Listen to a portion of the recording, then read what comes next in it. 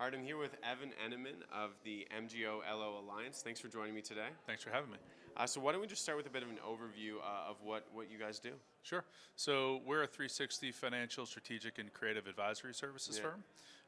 We work with pre-revenue startups all the way through public companies. We've worked with over 500 in the industry over the last 5 years. And really what we do is help companies navigate a regulatory environment, a financial environment that creates risks and also opportunities, especially for investors right now. Absolutely. And so you said to me you're primarily U.S. with a little on the international side. Correct. And so what do you like right now about the U.S. market from an investor standpoint?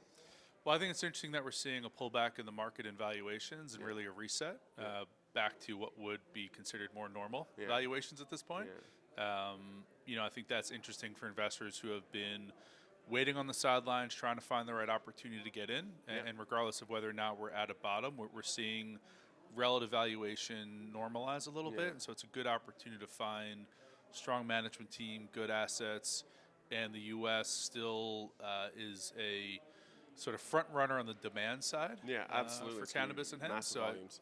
Massive volumes, and the opportunity is still there. So timing is right for the right investor who's patient and thoughtful in their process. Yeah, and as someone who deals on the financial services side, obviously the Safe Banking Act going through Congress, that was a big deal.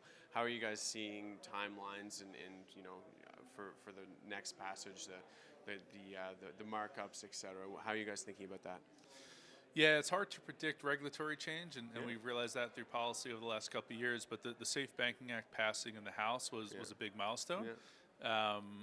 I don't know if we're going to make it through the Senate in its current iteration. It would be hopeful to say that we would, even with the bipartisan support. So we're cautiously optimistic. Realistically, there are a lot of other priorities right now. Fortunately or unfortunately, in this country, and I think that's going to push out the timeline where originally we thought 2020 would be a pivotal point for legalization, descheduling, or decriminalization. 2 to 3 years out is a better outlook. We might see some clarity at the state level or around banking within that time frame, but probably not anything more than that. And so are there other catalysts, seeing that the legalization might be 2 to 3 years out? What are some of the other big catalysts that you see on the horizon from an investment standpoint? Well, the Farm Bill has actually been a huge catalyst for investors starting to understand the industry because there's so many parallels. And what we're really waiting for there, since we don't have it, is FDA guidance. Right, okay. And so, we're sitting on the sidelines waiting for how people can infuse food and beverage products, have drug delivery systems.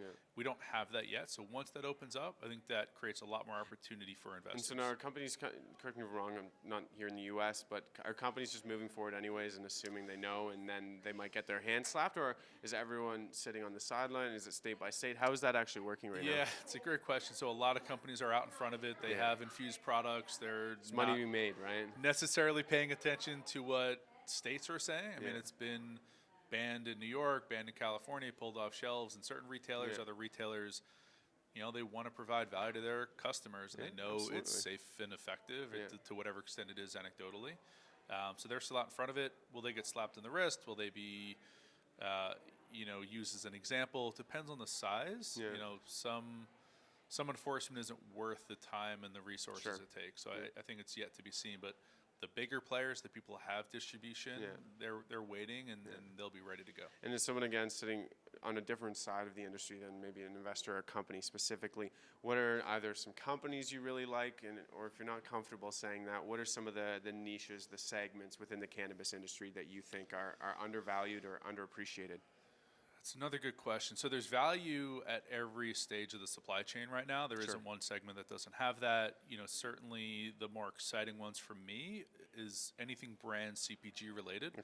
Long-term value, that's where we're going to see much more growth. Within that, there's some infrastructure still, distribution, manufacturing, extraction technology along those lines. And still the choke point's retail. So on the cannabis side, you can't get around the retail choke point. It's typically not a glamorous sector to be in, but in this industry it is. And there's very few direct-to-consumer opportunities, especially on the marketing side.